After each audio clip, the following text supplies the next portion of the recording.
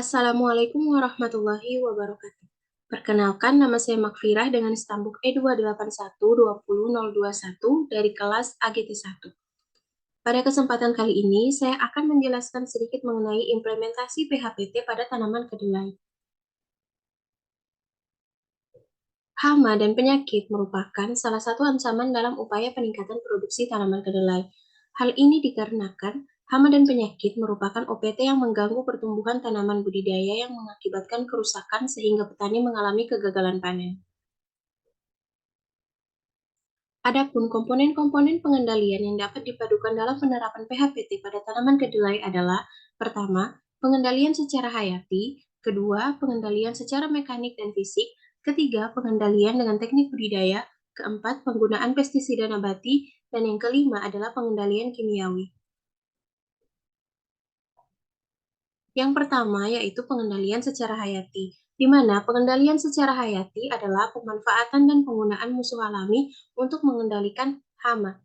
Sebagai contoh yaitu parasitasi parasitoid Trichogramma bacteri terhadap telur penggerek polong atau yang dikenal dengan Etiella zinkenella.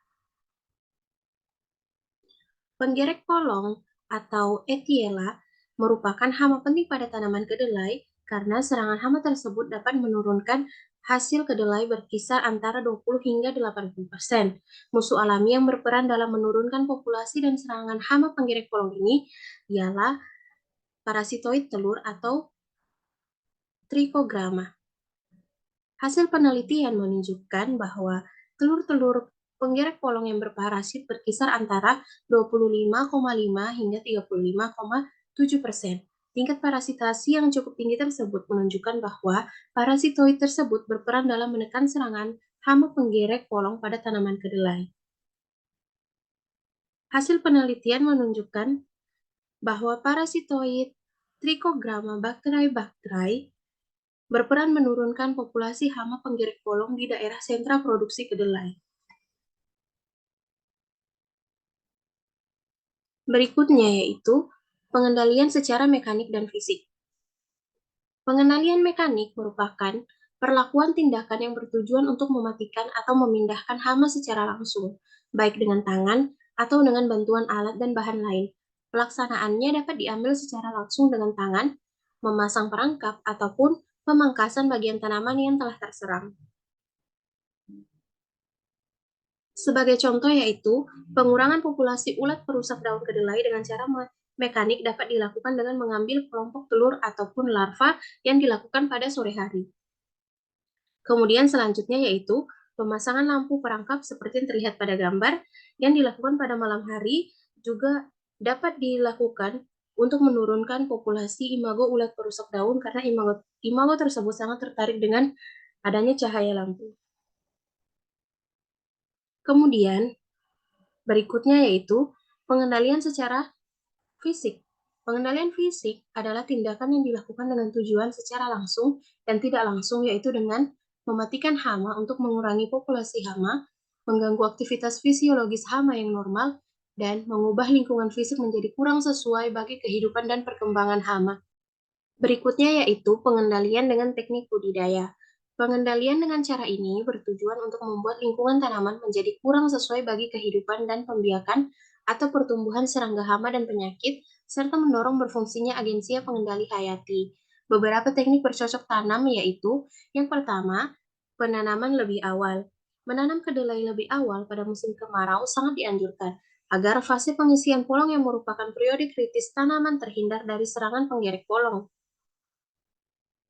Kemudian yang kedua yaitu penggunaan mulsa, di mana pada penggunaan mulsa ini sangat bermanfaat, yaitu sebagai contoh, hama lalat kacang pada umumnya meletakkan telurnya pada kotiledon yang berumur 6 hingga 7 hari.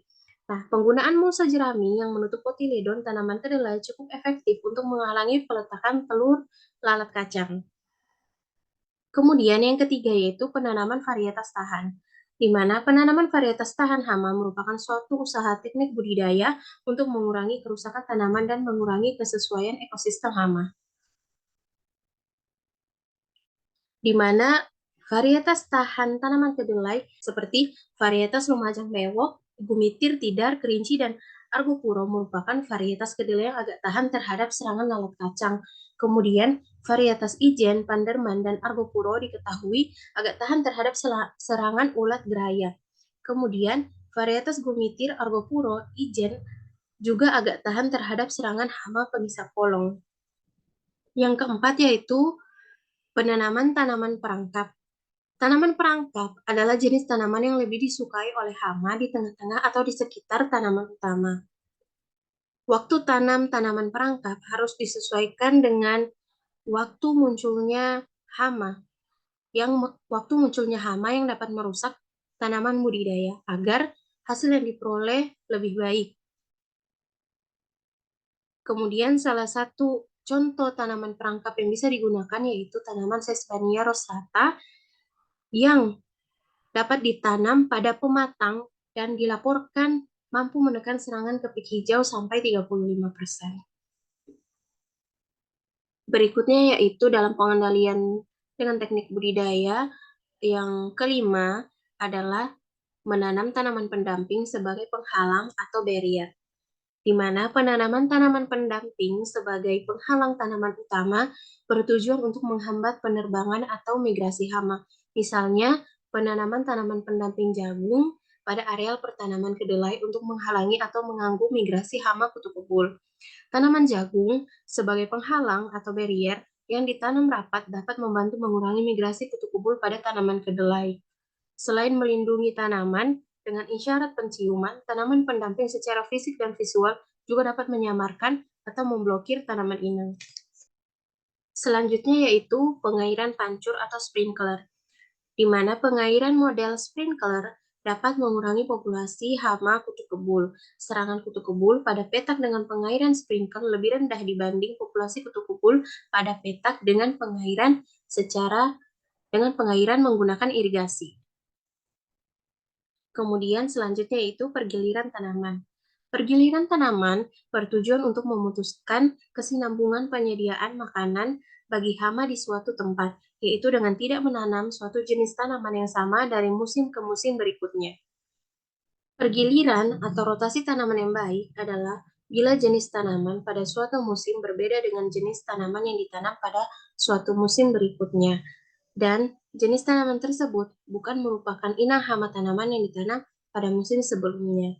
Usaha untuk menekan populasi ulat gerayak pada tanaman kedelai dapat dilakukan dengan pergiliran tanaman kedelai dengan tanaman padi. Cara ini sangat efektif untuk pertanaman kedelai di lahan sawah tak ada hujan. Sedangkan untuk lahan kering, pergiliran tanaman dapat dilakukan dengan pergiliran tanaman kedelai dengan jagung. Padi dan jagung bukan merupakan tanaman inang penggerak polong Etiela, sehingga dapat ditanam secara bergilir dengan kedelai. Teknik budidaya yang kedelapan yaitu sanitasi. Teknik sanitasi atau pembersihan merupakan cara pengendalian bercocok tanam tertua dan cukup efektif menurunkan populasi hama, di mana teknik sanitasi dilakukan dengan membersihkan lahan dari sisa-sisa tanaman yang baru tumbuh, tunggul tanaman, atau bagian-bagian tanaman lain yang tertinggal setelah masa panen. Bagian tanaman tersebut seringkali merupakan tempat berlindung hama atau tempat tinggal sementara sebelum tanaman utama kembali ditanam. Tindakan sanitasi dapat dilakukan dengan penghancuran sisa-sisa tanaman yang masih hidup, tanaman atau bagian tanaman yang terserang hama, sisa tanaman yang sudah mati, jenis tanaman lain yang dapat menjadi inang pengganti, dan sisa-sisa bagian tanaman yang jatuh atau tertinggal di permukaan tanah seperti buah ataupun daun. Yang kesembilan yaitu penetapan masa tanam dan tanam serentak. Tanam serentak dimaksudkan agar masa ketersediaan makanan sesuai bagi hama lebih pendek sehingga perkembangan populasi hama dapat dihambat. Penanaman kedelai diusahakan dalam satu hamparan dapat ditanam serempak dengan selisih waktu tanam tidak lebih dari 10 hari. Nah, komponen pengendalian yang keempat yaitu penggunaan pestisida nabati. Pestisida nabati merupakan insektisida yang bahannya diambil langsung dari tanaman atau dari hasil tanaman. Pestisida nabati resikonya kecil bagi kesehatan dan lingkungan hidup. Pestisida nabati yang telah banyak diteliti adalah azadirachtin, bahan aktif yang diambil dari tanaman nimba. Penelitian Indiati dan Marwoto pada tahun 2008 menunjukkan penggunaan serbuk biji mimba cukup efektif mengendalikan hama kutu kebul, ulat gerayak, dan hama penggerek polong kacang hijau Maruca testulalis. Selanjutnya yaitu pengendalian kimiawi. Pengendalian kimia merupakan cara pengendalian yang sering dilakukan karena mudah diterapkan dan hasilnya cepat terlihat. Namun, apabila penggunaannya kurang bijaksana, akan mencemari lingkungan. Penggunaan insektisida untuk pengendalian hama sebaiknya digunakan bila cara pengendalian yang lain sudah tidak efektif untuk menekan populasi hama. Oleh karena itu, aplikasinya harus didasarkan pada nilai ambang kendali hama yang akan dikendalikan. Insektisida yang digunakan sebaiknya yang bersifat selektif, artinya insektisida tersebut efektif terhadap hama sasaran dan aman terhadap musuh alami hama.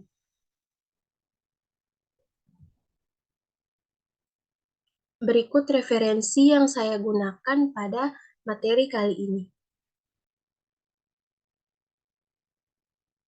Demikian presentasi dari saya. Apabila terdapat kesalahan kata, mohon dimaafkan. Sekian dan terima kasih. Wassalamualaikum warahmatullahi wabarakatuh.